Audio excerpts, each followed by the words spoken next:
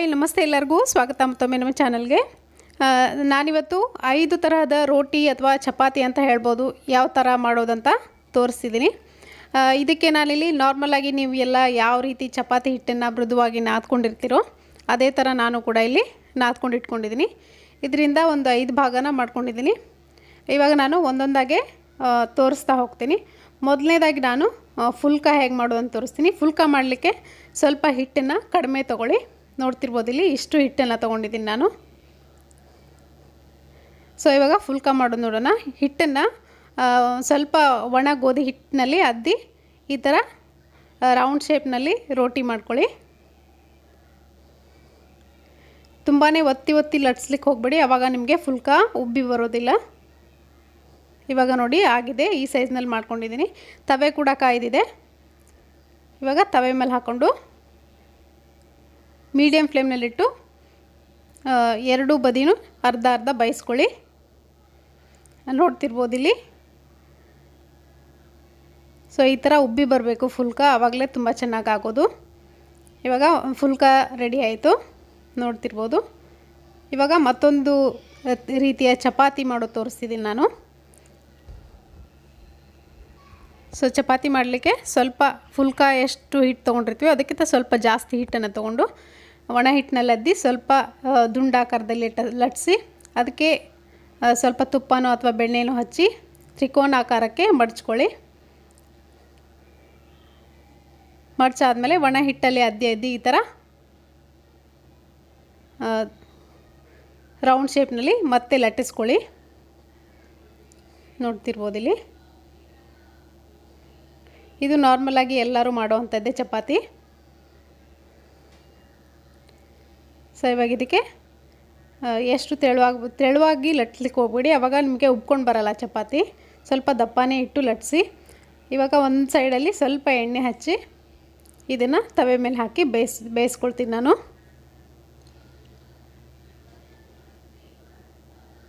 Medium ಮತ್ತು high ಫ್ಲೇಮ್ನ ಮಧ್ಯೆ ಇಟ್ಟು ಚಪಾತಿನ ಯಾವಾಗಲೂ ಬೇಯಿಸ್ಕೊಳ್ಳಿ, ಆವಾಗಲೇ ಚೆನ್ನಾಗಿ ಬೇಯೋದು. ಹೈ ಫ್ಲೇಮ್ನಲ್ಲಿಟ್ಟು ಬೇಯಿಸಿದ್ರೆ ಒಳಗಡೆ ಚೆನ್ನಾಗಿ ಬೆಂದಿರೋದಿಲ್ಲ. ಸೊ ನೋಡ್ತಿರ್ಬೋದು ಮೇಲ್ಗಡೆ ಮತ್ತೆ ಸ್ವಲ್ಪ ಎಣ್ಣೆ ಹಚ್ಕೊಂಡೆ ನಾನು. ನೀವು ಬೇಕಿದ್ರೆ ಸ್ಕಿಪ್ ಮಾಡ್ಬೋದು, ಎಣ್ಣೆ ಇಷ್ಟಪಡಲ್ಲ ಅನ್ನೋರು. ಎಣ್ಣೆ ಹಾಕಿ ಬೇಯಿಸಿದ್ರೇ ಮೃದುವಾಗಿ ಜಾಸ್ತಿ ಹೊತ್ತು ಮೃದುವಾಗಿರುತ್ತೆ ಚಪಾತಿ. ಇವಾಗ ನೋಡಿ ಇದು ಕೂಡ ಚೆನ್ನಾಗಿ ಉಬ್ಕೊಂಡು ಬರ್ತಾಯಿದೆ. ಸ್ವಲ್ಪ ದಪ್ಪ ಇಟ್ಟು ಲಟ್ಸಿದ್ರೆ ಮಾತ್ರ ಈ ಥರ ಉಬ್ಕೊಂಡು ಬರುತ್ತೆ. ಪೂರ್ತಿ ತೆಳುವಾಗಿ ಲಟ್ಸ್ಲಿಕ್ಕೆ ಹೋಗಬೇಡಿ ಚಪಾತಿನ. ನೋಡ್ತಿರ್ಬೋದು ಇವಾಗ ಚಪಾತಿ ಕೂಡ ರೆಡಿಯಾಗಿದೆ. ಸೊ ನೋಡ್ತಿರ್ಬೋದು. ಇವಾಗ ರೋಲಿಂಗ್ ಚಪಾತಿ ಅಂತ ನಾನು ಇನ್ನೊಂದು ಟೈಪ್ ಆಫ್ ಚಪಾತಿ ತೋರಿಸ್ತೀನಿ. ಇದು ಕೂಡ ತುಂಬಾ ಚೆನ್ನಾಗಿರುತ್ತೆ. ಅದೇ ಸೈಜ್ನ ಹಿಟ್ಟನ್ನು ತೊಗೊಂಡು ಒಣ ಹಿಟ್ಟಲ್ಲದ್ದಿ ಒಂದು ದುಂಡನೆ ರೋಟಿ ಆಕಾರಕ್ಕೆ ಲಟ್ಟಿಸ್ಕೊಳ್ಳಿ. ಸ್ವಲ್ಪ ದೊಡ್ಡದಾಗಿ ಲಟ್ಟಿಸಿ ರೋಟಿನ. ಇವಾಗ ಇಷ್ಟು ದೊಡ್ಡ ಆಕಾರದಲ್ಲಿ ನಾನು ರೊಟ್ಟಿ ಲಟ್ಸಾಗಿದೆ. ಇದ್ರ ಮೇಲ್ಗಡೆ ನಾನು ಸ್ವಲ್ಪ ಬೆಣ್ಣೆ ಹಚ್ಕೊಳ್ತಿದ್ದೀನಿ. ನೀವು ಬೇಕಿದ್ರೆ ಎಣ್ಣೆ ತುಪ್ಪ ಏನು ಬೇಕಿದ್ರೆ ಹಚ್ಕೊಳ್ಬೋದು. ಎಣ್ಣೆ ಹಚ್ಚಾದಮೇಲೆ ಸ್ಪ್ರೆಡ್ ಮಾಡಾದಮೇಲೆ ಇದ್ರ ಮೇಲೆ ಒಣ ಹಿಟ್ಟು ಏನಿರುತ್ತೆ ಗೋಧಿ ಹಿಟ್ಟು ಅದನ್ನು ಈ ಥರ ಹರಡಿ ಸ್ಪ್ರೆಡ್ ಮಾಡಿ ಈ ಥರ ರೋಲ್ ಮಾಡ್ಕೊಳ್ಳಿ ಚಪಾತಿನ. ಈ ಥರ ರೋಟಿ ರೋಲ್ ಮಾಡಿಕೊಂಡು ಒಂದ್ಸರಿ ಈ ಥರ ಕೈಯಿಂದ ಉದ್ದಿ ಇದನ್ನು ಈ ಥರ ರೌಂಡ್ ಶೇಪ್ನಲ್ಲಿ ಸುತ್ಕೊಳ್ಳಿ. ಇದು ಮಾತ್ರ ತುಂಬಾ ಚೆನ್ನಾಗಿರುತ್ತೆ. ನೀವು ಮಕ್ಕಳಿಗೆ ಟಿಫಿನ್ ಬಾಕ್ಸ್ಗೆ ಬೆಳಗ್ಗೆ ಇದನ್ನು ಮಾಡಿಕೊಡ್ಬೋದು. ತುಂಬಾ ಮೃದುವಾಗಿ ಬರುತ್ತೆ ಈ ರೋಟಿ. ರೋಲಿಂಗ್ ರೋಟಿ ತುಂಬ ಈಸಿ ಮಾಡೋದು. ನಿಮಗೆ ಪರಾಟ ಯಾವ ರೀತಿ ಬರುತ್ತೋ ಅದೇ ರೀತಿ ಇದು ಕೂಡ ಬರುತ್ತೆ. ತುಂಬಾ ಸಾಫ್ಟಾಗಿ ಸ್ಮೂತಾಗಿ ಬರುತ್ತೆ. ಸೊ ಜಾಸ್ತಿ ಒತ್ತಿ ಲಟ್ಸ್ಲಿಕ್ಕೆ ಹೋಗ್ಬಿಡಿ, ತೆಳುವಾಗಿ ಸ್ವಲ್ಪ ದಪ್ಪನೇ ಲಟ್ಸಿ. ನಾನಿವಾಗ ಇಷ್ಟು ದಪ್ಪ ಲಟ್ಸಿದ್ದೀನಿ ನೋಡಿ. ಮೇಲ್ಗಡೆ ಸ್ವಲ್ಪ ಎಣ್ಣೆ ಹಚ್ಕೊಂಡು ತವೆ ಮೇಲೆ ಹಾಕ್ಕೊಂಡು ಚೆನ್ನಾಗಿ ಬೇಯಿಸ್ಕೊಟ್ರೆ ಆಯಿತು. ರೋಲಿಂಗ್ ರೋಟಿ ರೆಡಿ ಆಗುತ್ತೆ. ಇದು ಮಕ್ಕಳಿಗೆ ಟಿಫಿನ್ ಬಾಕ್ಸ್ಗೆ ಮಾತ್ರ ತುಂಬಾ ಸೂಟೇಬಲ್ ಅಂತ ಹೇಳೋಕ್ಕೆ ಇಷ್ಟಪಡ್ತೀನಿ. ಒಂದು ಕಡೆ ಚೆನ್ನಾಗಿ ಬೇಯೋವರೆಗೂ ಯಾವುದೇ ಕಾರಣಕ್ಕೂ ತಿರುಗಿಸ್ಲಿಕ್ಕೆ ಹೋಗ್ಬೇಡಿ. ನೋಡಿ ಇಲ್ಲಿ ಈ ಥರ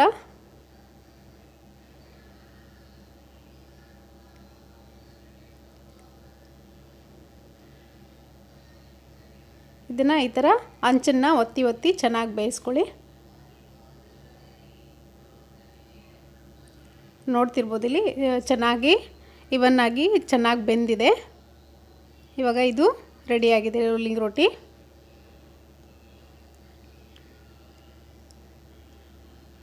ಸೊ ನೋಡ್ತಿರ್ಬೋದು ಇಲ್ಲಿ ಇದು ಕೂಡ ರೆಡಿಯಾಗಿದೆ. ಇವಾಗ ನಾನು ಲಾಚಾ ಪರೋಟ ಹೇಗೆ ಮಾಡೋದಂತ ತೋರಿಸ್ತಿದ್ದೀನಿ. ಅದೇ ಪ್ರಮಾಣದ ಹಿಟ್ಟು ತಗೊಂಡು ಒಂದು ದೊಡ್ಡ ರೋಟಿ ಆಕಾರನ ಲಟ್ಟಿಸ್ಕೊಳ್ಳಿ. ನೋಡಿ ಇಲ್ಲಿ ಇಷ್ಟು ದೊಡ್ಡದಾಗಿ ಲಟ್ಟಿಸ್ಕೊಂಡು ಇದ್ರ ಮೇಲ್ಗಡೆ ನಾನು ಮತ್ತೆ ಬೆಣ್ಣೆನ ಈ ಥರ ಸ್ಪ್ರೆಡ್ ಮಾಡ್ಕೊಳ್ತಿದ್ದೀನಿ. ಬೆಣ್ಣೆ ಅಥವಾ ತುಪ್ಪ ಎಣ್ಣೆ ಯಾವ್ದು ಬೇಕಿದ್ರೂ ನೀವು ಹಾಕ್ಕೊಳ್ಬೋದು. ಇವಾಗ ಇದನ್ನು ಚಾಕುವಿಂದ ಈ ಥರ ಅಂಚನ್ನು ಬಿಟ್ಟು ನಡುವೆ ಮಾತ್ರ ಚಾಕುವಿಂದ ಈ ಥರ ಕಟ್ ಮಾಡ್ಕೊಳ್ಳಿ. ಒಂದು ಅರ್ಧ ಇಂಚ್ ಬಿಟ್ಟು ಈ ಥರ ಕಟ್ ಮಾಡ್ಕೊಳ್ಳಿ. ಈ ಥರ ಕಟ್ ಮಾಡಿಕೊಂಡು ಇದನ್ನು ನಿಧಾನವಾಗಿ ಈ ಥರ ಸುತ್ತಬೇಕಾಗತ್ತೆ. ಪ್ರತಿಯೊಂದು ಲೇಯರ್ನು ಈ ಥರ ಸುತ್ಕೊಳ್ಳಿ. ನಿಧಾನವಾಗಿ ಸುತ್ತಿದ್ರೆ ಮಾತ್ರ ಚೆನ್ನಾಗಿ ಸುತ್ತತ್ತೆ, ಲೇಯರ್ಸ್ಗಳು ಬರುತ್ತೆ. ಈ ಥರ ಸುತ್ತಾದಮೇಲೆ ಒಂದು ಸರಿ ಉದ್ದಿ ಸೇಮ್ ಅದೇ ಥರ ರೌಂಡ್ ಶೇಪ್ನಲ್ಲಿ ಸುತ್ತಿ ಮತ್ತೆ ಇದನ್ನು ಎಣ್ಣೆಯಲ್ಲಿ ಅದ್ದಿ ಕೂಡ ಮಾಡ್ಕೊಳ್ಬೋದು, ಇಲ್ಲ ಹಿಟ್ಟಲ್ಲಿ ಕೂಡ ಮಾಡ್ಕೊಳ್ಬೋದು. ಹಿಟ್ಟಲ್ಲಿ ಅದ್ದಿ ಕೂಡ ನೀವು ಲಟ್ಟಿಸ್ಕೊಳ್ಬೋದು. ನಾನಿಲ್ಲಿ ಹಿಟ್ಟಿನಲ್ಲಿ ಅದ್ದಿ ಲಟ್ಟಿಸ್ಕೊಳ್ತಿದ್ದೀನಿ. ಇದನ್ನು ನೀವು ಎಷ್ಟು ತೆಳುವಾಗಿ ಬೇಕಿದ್ರೂ ಲಟ್ಟಿಸ್ಕೊಳ್ಬೋದು. ಲೇಯರ್ಡ್ ಆಗಿ ನಿಮಗೆ ಲಾಚಾ ಪರೋಟ ರೆಡಿ ಆಗುತ್ತೆ. ತುಂಬಾ ಚೆನ್ನಾಗಿರುತ್ತೆ. ನೀವು ರೆಸ್ಟೋರೆಂಟ್ಗಳಲ್ಲಿ ಪರೋಟ ಯಾವ ರೀತಿ ಸಿಗುತ್ತೋ ಅದೇ ರೀತಿ ಇರುತ್ತಿದ್ದು. ಇವಾಗ ಇದನ್ನು ಎರಡು ಬದಿನೂ ಚೆನ್ನಾಗಿ ಬೇಯಿಸ್ಕೊಳ್ಳೋಣ. ನಾನಿಲ್ಲಿ ಸ್ವಲ್ಪ ಮೇಲ್ಗಡೆ ಬೆಣ್ಣೆ ಹಚ್ಕೊಳ್ತಿದ್ದೀನಿ. ಇದು ನಾನ್ ವೆಜ್ ಐಟಮ್ಸ್ಗಳನ್ನೇನಾದರೂ ನಿಮ್ಮ ಮನೆಯಲ್ಲಿ ಮಾಡಿದ್ರೆ ಆವಾಗ ನಿಮಗೆ ಬಿಸಿ ಬಿಸಿಯಾಗಿ ಮಾಡಿಕೊಟ್ರೆ ತುಂಬ ಇಷ್ಟಪಟ್ಟು ತಿಂತಾರೆ.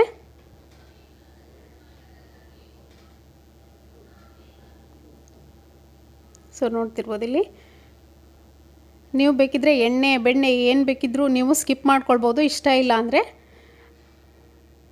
ಹಾಗೆ ಕೂಡ ಬೇಯಿಸ್ಕೊಳ್ಬೋದು. ಬಟ್ ಹಾಗೆ ಬೇಯಿಸಿದರೆ ಅಷ್ಟು ಚೆನ್ನಾಗಿರಲ್ಲ.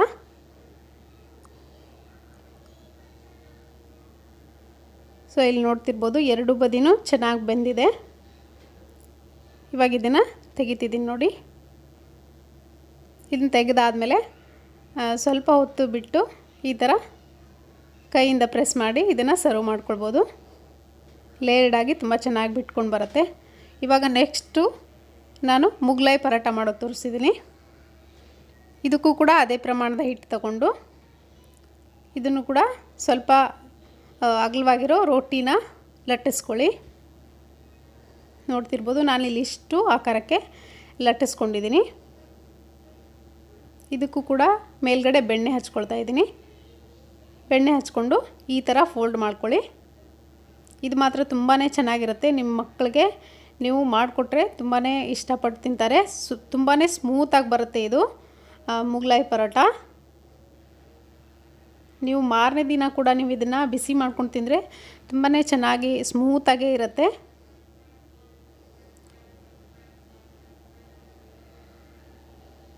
ಸೊ ನೋಡ್ತಿರ್ಬೋದು ಈ ಥರ ಲಟ್ಟಿಸ್ಕೊಳ್ಳಿ ಸ್ಕ್ವೇರ್ ಆಕಾರದಲ್ಲಿ.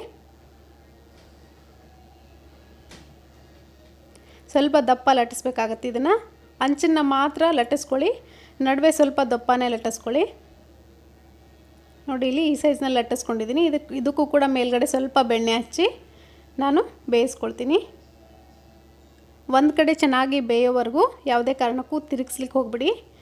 ಯಾವುದೇ ರೋಟಿ ಆಗಲಿ ಚಪಾತಿ ಆಗಲಿ ಒಂದು ಕಡೆ ಪೂರ್ತಿಯಾಗಿ ಬೆಂದಾದಮೇಲೆ ಇದನ್ನು ತಿರುಗಿಸಿ ಮತ್ತೆ ಬೇಯಿಸ್ಕೊಳ್ಬೋದು. ಪದೇ ಪದೇ ನೀವು ತಿರುಗಿಸ್ತಾ ಇದ್ದರೆ ಅದು ರೋಟಿ ಮೃದುವಾಗಿ ಬರಲ್ಲ, ತುಂಬ ರಫ್ ಆಗುತ್ತೆ, ಹಾರ್ಡ್ ಆಗುತ್ತೆ. ಇವಾಗ ನೋಡ್ತಿರ್ಬೋದು ಎಷ್ಟು ಚೆನ್ನಾಗಿ ಉಬ್ಕೊಂಡು ಬರ್ತಿದೆ.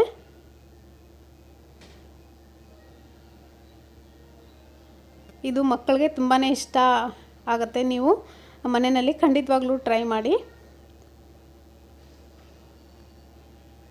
ಸೊ ನಾರ್ಮಲಾಗಿ ಚಪಾತಿ ಮಾಡ್ತೀವಿ, ಇದನ್ನು ಕೂಡ ಟ್ರೈ ಮಾಡಿ ನೋಡಿ. ಇಲ್ಲಿ ಎಷ್ಟು ಚೆನ್ನಾಗಿ ಬಂದಿದೆ. ಇವಾಗ ನೀವು ಯಾವುದೇ ವೆಜ್ ಕರಿ ಮತ್ತು ನಾನ್ ವೆಜ್ ಐಟಮ್ಸ್ಗಳಿಗೆ ಇದನ್ನು ಸರ್ವ್ ಮಾಡ್ಕೊಳ್ಬೋದು. ನೀವು ಕೂಡ ನಿಮ್ಮ ಮನೆಯಲ್ಲಿ ಇದನ್ನು ಟ್ರೈ ಮಾಡಿ ಅಭಿಪ್ರಾಯ ತಿಳಿಸಿ. ಇವತ್ತಿನ ರೆಸಿಪಿ ಇಷ್ಟ ಆಗಿದ್ರೆ ದಯವಿಟ್ಟು ಲೈಕ್ ಮಾಡಿ. Thank you.